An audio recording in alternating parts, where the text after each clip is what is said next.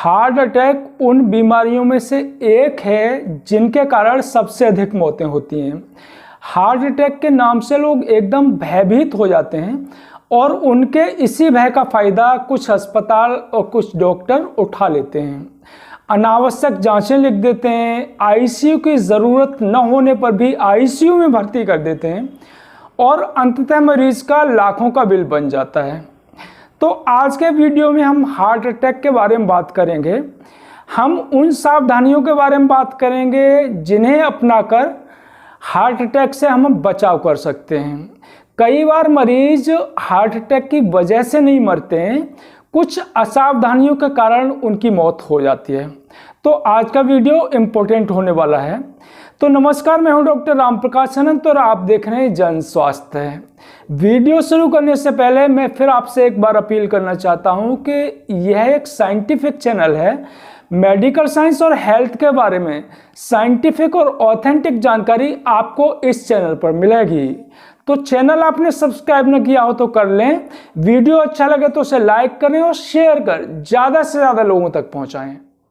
तो सबसे पहले हम हार्ट अटैक के लक्षणों के बारे में बात करते हैं। तो हार्ट अटैक का जो पहला लक्षण है वो तो छाती में बाईं ओर दर्द है। यह दर्द बाएं कंधे की ओर जा सकता है, गर्दन की ओर आ सकता है या पीठ की ओर भी जा सकता है। दर्द छाती में बाईं ओर न होकर के बीच में स्टर्नम के नीचे भी हो सकता है। दर्द में ऐसा लगता है कि कोई अंदर से निचोड़ रहा है, ऐंठन जैसी महसूस हो सकती है या जलन जैसी भी महसूस हो सकती है। दर्द के साथ उल्टियां होती हैं या उबकाई आती हैं। ऐसा लगता है कि उल्टियां हो सकती हैं। मरीज अंदर से घबराहट महसूस करता है और घबराहट के साथ साथ माथे पर या चेहरे पर पसीना आता है। सांस लेने में दिक्कत हो सकती है। तो हार्ट अटैक के मोटे तौर पर यही लक्षण होते हैं। सारे मरीजों में एक जैसे लक्षण नहीं होते हैं। किसी को बहुत तेज दर्द हो सकता है, किसी को हल्का हो सकता है, किसी को उल्टियां आ सकती हैं, किसी को उबकाई आ सकती हैं, किसी को कंधे की ओर दर्द जा सकता है या किसी को पीठ की ओर जा सकता है। लेकिन अगर इस तरह के लक्षण सारे मिलते हैं जिस मरीज में, तो ये टिपिकल लक्षण हैं और हार्ट अटैक की बहुत ज़्यादा संभावना होती है। अब हम उन सावधानियों की बात करते हैं जिन पर अवश्य ध्यान दिया जाना चाहिए। तो पहली सावधानी तो यही है कि व्यक्ति को कूल रहना है, एकदम शांत रहना है, स्ट्रेस बहुत ज़्यादा नहीं लेनी है। तो हार्ट अटैक के बारे में भयभीत होने की ज़रूरत नहीं है। देखिए, इस तरह के लक्षण होने पर ज़रूरी नहीं है कि हार्ट अटैक ही हो सकता है कि वो मस्कुलर पेन हो, जो हमारी मांसपेशियां हैं उनमें खिंचाव के कारण भी दर्द हो सकता है। दर्द अगर बीच में तो हो सकता है वो एसिडिटी का दर्द हो। दर्द अगर गर्दन की ओर से आ रहा है या कंधे की ओर से जा रहा है तो हो सकता है कि वो सर्वाइकल स्पॉन्डिलोसिस का पेन हो। सर्वाइकल स्पॉन्डिलोसिस में भी गर्दन में दर्द होता है और वो कभी कभी कंधे की ओर जाता है या कभी कभी नीचे की तरफ आ सकता है। तो मरीज को ऐसा लग सकता है कि दर्द नीचे से ऊपर की ओर जाता है। तो ये क्लियर कर लेना चाहिए कि वो दर्द सर्वाइकल का है, एसिडिटी का है या हार्ट अटैक का है। अगर हार्ट अटैक की डायग्नोसिस बन जाती है तब भी मरीज को भयभीत होने की ज़रूरत नहीं है, क्योंकि जो मासिव हार्ट अटैक होते हैं उनको छोड़ दिया जाए तो छोटे मोटे हार्ट अटैक लोगों को होते रहते हैं और लोग उससे ठीक हो जाते हैं। कई बार ऐसा होता है कि अड़ोस पड़ोस में किसी की हार्ट अटैक से मौत हो गई और जरा सा भी ऐसे लक्षण महसूस हुए तो लोग एकदम से घबरा जाते हैं। तो घबराना नहीं है। अगर स्ट्रेस होगा, घबराहट ज़्यादा होगी तो उससे स्ट्रेस हार्मोन्स रिलीज होंगे और ये हार्ट रेट को बढ़ा देंगे, यानी हार्ट पहले से ज़्यादा तेज़ी से धड़कने लगेगा। तो पहले से ही हार्ट में दिक्कत है और अगर हम स्ट्रेस के द्वारा उसके वर्कलोड को बढ़ा देंगे तो हार्ट को और ज़्यादा काम करना पड़ेगा। हार्ट अटैक में क्या होता है कि हार्ट के किसी हिस्से में ब्लड सप्लाई रुक जाती है जिससे वो हिस्सा डेड हो जाता है। अगर हम हार्ट का वर्कलोड बढ़ा देंगे तो वो जो डेड हिस्सा है उसके बढ़ने के चांस हो जाएंगे। तो इससे छोटा हार्ट अटैक होगा, वो बड़े होने के चांस हो सकते हैं। तो हमेशा कूल रहने की कोशिश करनी चाहिए। दूसरी सावधानी ये बरतनी चाहिए कि मैंने जो हार्ट अटैक के लक्षण बताए हैं उनमें से अगर कोई लक्षण महसूस होता है तो उसे नेग्लेक्ट नहीं करना चाहिए, खासकर उन मरीजों को जिनके साथ रिस्क फैक्टर जुड़े हुए हैं।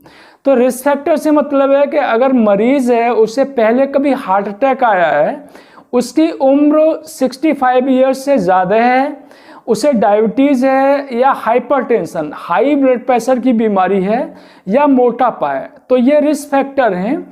अगर ये रिस्क फैक्टर जुड़े हैं तो फिर उसे अवॉइड नहीं करना चाहिए इन लक्षणों को। कई बार मरीज को जैसे छाती में दर्द हो रहा होता है और वो सोचते हैं कि अरे ये तो एसिडिटी का दर्द है, तो उसे अवॉइड नहीं करना है, चिंतित नहीं होना है, लेकिन उसे अवॉइड नहीं करना है, डॉक्टर से मिलना है, एक ईसीजी निकलवाना है। ईसीजी 150, 200 से 300 रुपए का होता है, बहुत ज़्यादा कॉस्ट भी नहीं है उसकी, और उससे ये पता चल जाएगा कि हार्ट अटैक है या नहीं है। तीसरी सावधानी ये बरतनी है कि मरीज को पैदल नहीं चलना है। कई बार क्या होता है कि इस तरह के लक्षण होते हैं और मरीज को लोग पैदल घुमाते रहते हैं। जैसे मान लीजिए आधा किलोमीटर 1 किलोमीटर अस्पताल दूर है घर से, तो बजाय रिक्शा करने के या किसी साधन के वो मरीज को पैदल ही ले जाते हैं। और अस्पताल में कई बार जैसे मेडिकल कॉलेज में चले गए तो वहाँ अस्पताल बड़ा होता है और मरीज को वो पैदल ही घुमाते रहते हैं, तो ऐसा नहीं करना चाहिए। रिक्शा कर लें, कोई वाहन अपना है तो उससे ही जाएं।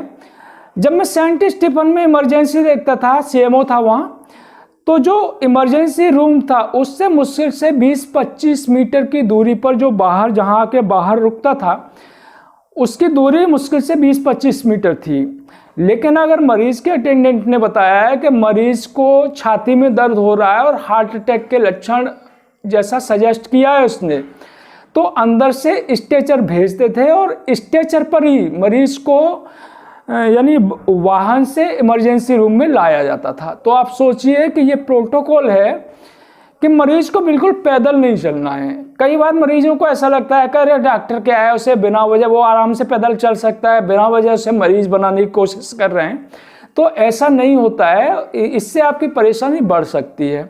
देखिए पैदल चलने से क्या होता है कि रेस्ट की वो पोजीशन होती है, उसमें हमारी जो ऑक्सीजन है उसकी डिमांड जो है कम होती है। जब हम पैदल चलते हैं तो हमारी एनर्जी जो होती है वो लॉस होती है और उसके लिए हमें ज़्यादा ऑक्सीजन की ज़रूरत होती है। तो ज़्यादा ऑक्सीजन की ज़रूरत होती है और हमारा हार्ट है वो पहले से ही कंप्रोमाइज है, उसे ऑक्सीजन नहीं मिल पा रही है, जिसकी वजह से उसका कुछ हिस्सा डेड है। अगर आप पैदल चलाएंगे तो आप हार्ट का जो लोड है उसे बढ़ाएंगे और उससे जो उसका डेड हिस्सा है वो बढ़ सकता है और परेशानी बढ़ सकती है। तो कोशिश करें कि मरीज को बिल्कुल भी पैदल न चलाएं। चौथी सावधानी बरतनी है वो ये है कि YouTube पर आप देखेंगे कि ऐसे तमाम सारे वीडियो उपलब्ध हैं जिनमें बताया गया है कि आप ऐसा करें, ये खा लें, वो खा लें, लहसुन खा लें, प्याज खा लें।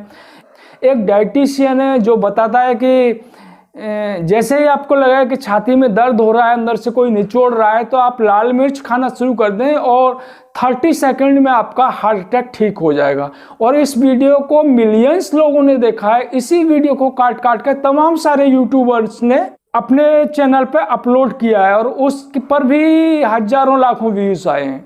तो ये सब बेकार की बातें हैं, इससे आपकी परेशानी बढ़ जाएगी। मैंने इस पर एक अलग से वीडियो बनाया है। और लाल मिर्च खा लेने से जो हमारा सिंपैथेटिक सिस्टम है वो एक्टिवेट हो जाएगा।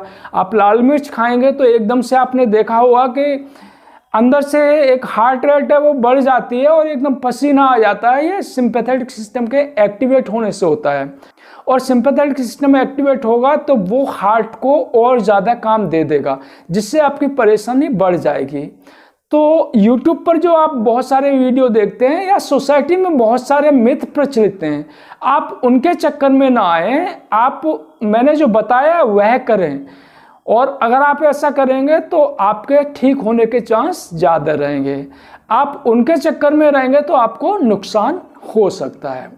तो उम्मीद है कि वीडियो आपको पसंद आया होगा। वीडियो पसंद आया हो तो उससे लाइक करें और शेयर कर ज़्यादा से ज़्यादा लोगों तक पहुँचाएँ। धन्यवाद।